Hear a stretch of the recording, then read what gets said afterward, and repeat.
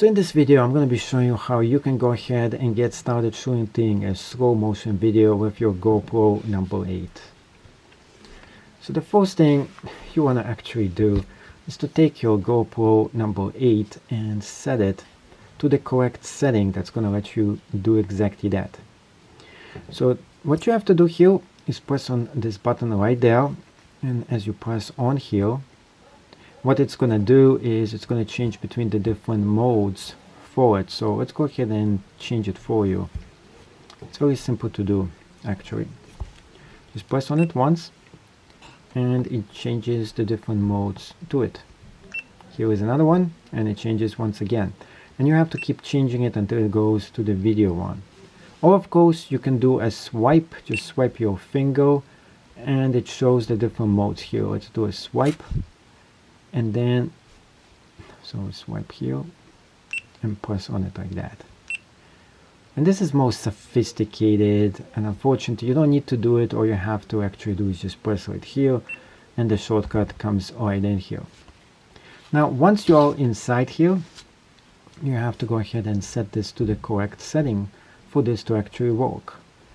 And to do that, let's go ahead and get the correct mode in here, the video.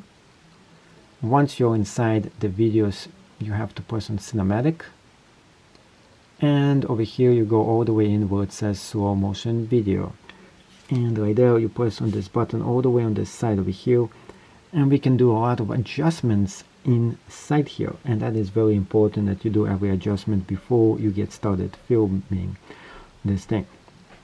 So here it is already set to the presets I wanted to do, but I want to go through with you which presets you should actually do. The first one is the Kelvin temperature of this. It should be as natural as you can, especially when you're going to be shooting stars. And 4000K is actually the ideal thing, or of course the native one. So you should experiment between both of them. Native is what your eyes actually sees all by themselves. So let's go ahead and put this on into the native one. Next thing is the ISO. If it is just 100 minimum, it's not good enough. It's too slow. You got to do at least 200. Anything above that is just not good. So this is the minimum amount for the ISO. The maximum amount, usually it sets this way higher than it should. 64,000 is way too high, and it's not going to make anything beautiful, and of course everything is going to be too grainy, so you have to move it to 800 ISO instead. Next thing you're going to be doing is the sharpness, and you don't want it to be high, which is automatically set at. You want to do it at super low.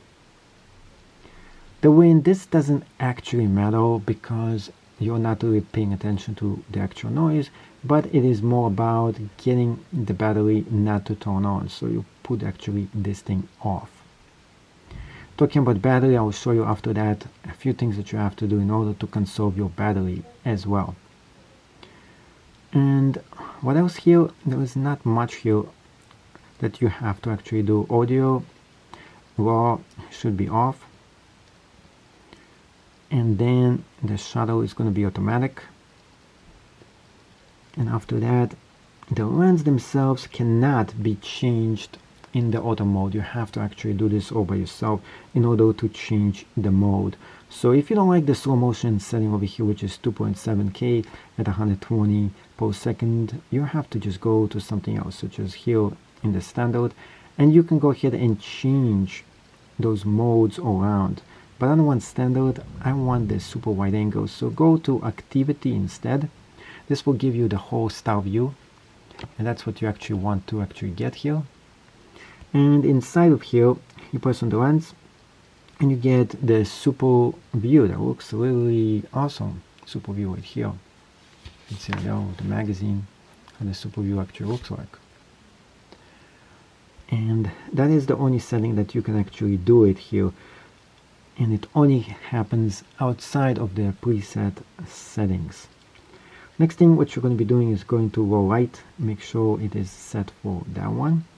Then going to the resolution center, and here it should be at 4K and 120 per second, which is going to be what I'm looking for.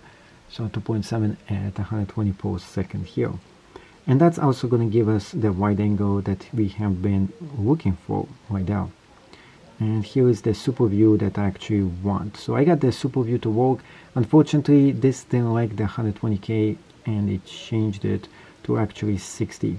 So this computer does go through and it makes sure everything is calculated for you. So in case you preset this accidentally the wrong way, it's gonna preset this back to what the computer can actually handle in itself. So it changed it all the way back to what it was.